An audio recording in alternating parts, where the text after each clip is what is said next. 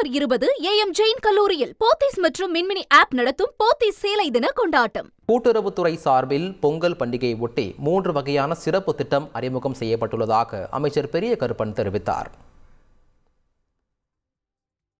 முதல் தொகுப்பாக 7 பொருள்களை கொண்ட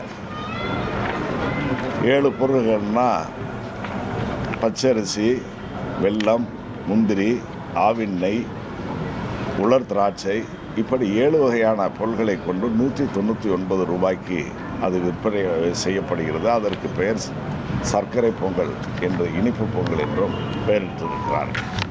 அதே போல் 19 வகையான பொருள்களை கொண்ட கூட்டுறவு சிறப்பு பொங்கல் என்று நடுத்தர விலையில் 499 ரூபாய் விலை மதிப்பீட்டில் 19 பொருள்கள் அடங்கிய ஒரு தொகுப்பு, அந்த பட்டியலிடப்பட்ட அந்த தொகுப்புகள் இப்பொழுது அறிமுகப்படுத்தப்பட்டிருக்கிறது.